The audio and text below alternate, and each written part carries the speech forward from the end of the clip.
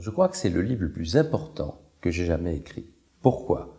Parce que c'est un livre qui va traiter non pas des effets, mais des causes. En 2 mots, c'est un livre d'hygiène de vie. L'hygiène, c'est un bouclier formidable pour se protéger de nombreuses maladies. Et les règles d'hygiène qui sont dans ce livre, on ne les connaît pas. Quelques exemples. En France, on est les champions du monde de consommation d'antibiotiques.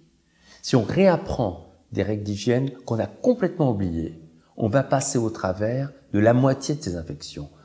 On est aussi les recordman du monde de consommation de somnifères, d'antidépresseurs, d'anxiolytiques, de sédatifs. Bref, on a le record du monde.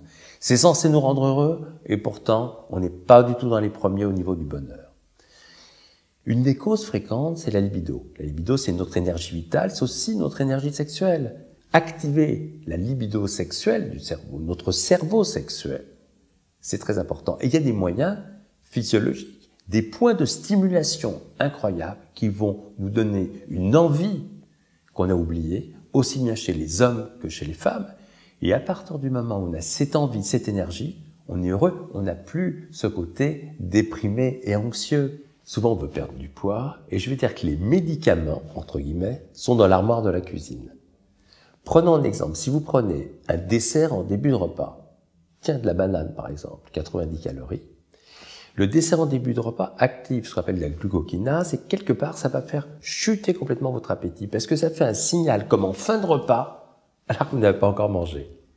Si vous mettez un peu de chocolat noir à 100% dessus, alors là, vous allez démarrer à la première étape et vous verrez que vous allez très peu manger ensuite. Il suffit d'inverser les choses.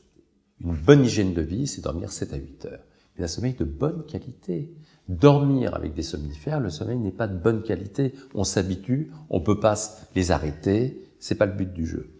Avec des moyens de bon sens, il faut savoir que le froid fait davantage dormir, l'obscurité complète aussi. Il faut réapprendre des gestes simples et on dort comme des bébés ensuite.